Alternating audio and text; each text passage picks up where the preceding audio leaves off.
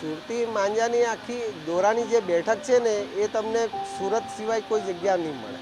જે દોરાની અસલ મજા તમારે માણવી હોય ને, સુરતી દોરી વાપરવી હોય તો સુરતમાં તમારે આવવું જ પડે, ફરજિયાત.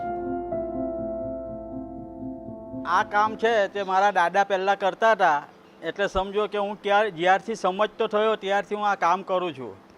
પહેલાં ઉપર દોરી ચરાવવાનું કામ કરતો હતો નાનો હતો ત્યારે, અને અત્યારે આ ઘસું છું. આખી પ્રોસેસમાં એ છે કે 2 છેડા પર 2 થાંભલા રોપવામાં આવે છે. એની અંદર 6 થાંભલા દંડા લગાવવામાં આવે.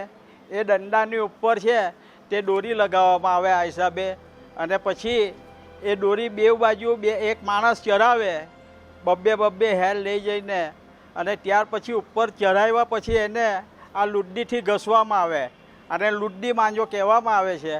અને આ લુડ્ડીથી ઘસવામાં આવે.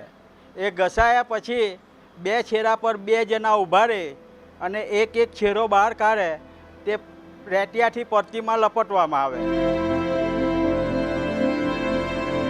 પહેલાં મારા દાદા જ્યારે ઘસતા હતા, એટલે કે આજથી 60 વર્ષ પહેલાં 1000 વારના 75 પૈસા લેતા હતા, અને અત્યારે હું 75 રૂપિયા લઉં છું.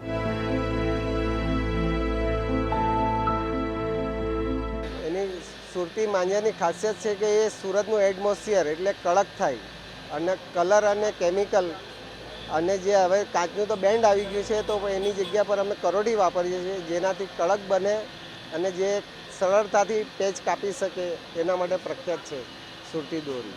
પહેલાં ઇલેક્ટ્રિક મોટરો નહીં હતી અને હાથથી ફેરવીને દોરી અમે લોકો બનાવતા હતા, અમારા પપ્પાજી. અને હવે ટેકનોલોજી આવી ગઈ, જેવી કે મોટરો આવી ગઈ અને ઘણી બધી ટેકનોલોજી આવી ગઈ.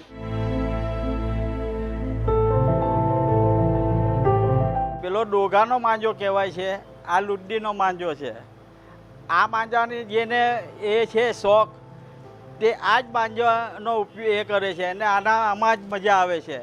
એને ડોગાનો માંજો ફાવતો નથી. આમદાનીમાં 35-40 હજાર રૂપિયાની આમદાની થાય છે.